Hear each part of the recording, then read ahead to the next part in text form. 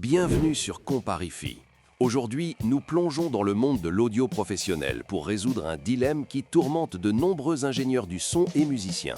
Le match entre la Behringer XR18 et la Midas MR18. Les liens pour accéder au meilleur prix pour ces deux concurrents se trouvent dans la description de la vidéo. Similitudes. Le format et les entrées, les deux consoles offrent 18 canaux d'entrée au total.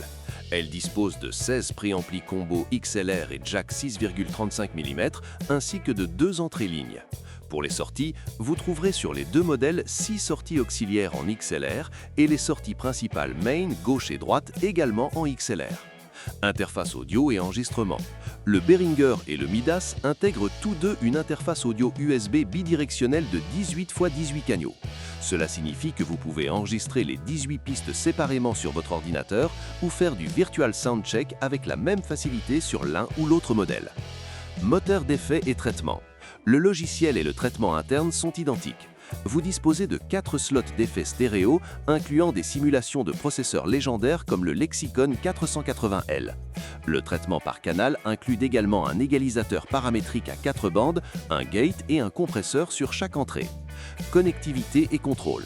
Les deux unités intègrent un routeur Wi-Fi pour un contrôle direct via tablette ou ordinateur, ainsi qu'un port Ethernet pour une connexion filaire plus stable. Elles sont compatibles avec les mêmes applications de contrôle sur iOS, Android, PC et Mac. N'oubliez pas que les liens vers les deux produits au meilleur prix se trouvent dans la description. Différence. La qualité des préamplificateurs. C'est la différence fondamentale. La Behringer XR18 utilise des préamplis conçus par Midas, qui sont excellents pour le prix. Cependant, la Midas MR18 utilise les véritables préamplis Midas Pro, les mêmes que l'on retrouve sur les consoles de la série M32. Ces préamplis offrent une réserve de gain, headroom, plus importante, un bruit de fond encore plus faible et une chaleur sonore caractéristique lors de la montée en gain. La qualité des convertisseurs. La MR18 bénéficie de convertisseurs analogiques numériques et numériques analogiques de qualité supérieure. Cela se traduit par une dynamique plus large et une précision accrue dans la reproduction du spectre sonore. En d'autres termes, le son de la Midas est souvent décrit comme étant plus ouvert et plus transparent que celui de la Behringer. Connecteurs et finition. La Midas MR18 utilise des connecteurs XLR de marque Neutric de haute qualité, réputés pour leur durabilité exceptionnelle lors de manipulations fréquentes. La Behringer utilise des composants plus standards. De plus, les boîtiers présentent des différences de finition subtiles, le modèle Midas étant perçu comme un produit plus robuste pour les tournées intensives. N'oubliez pas que les liens vers les deux produits au meilleur prix se trouvent dans la description. Laquelle choisir ? Le choix final dépend de votre budget et de votre niveau d'exigence en matière de fidélité sonore.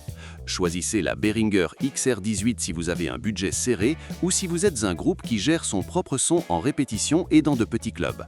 La XR18 est une machine incroyable qui offre 90% des performances de sa grande sœur pour un prix nettement inférieur.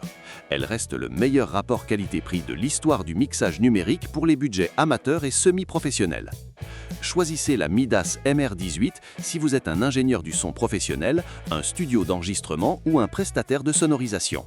Si la pureté du signal et la qualité des préamplis sont vos priorités absolues, l'investissement supplémentaire pour la MR18 est justifié.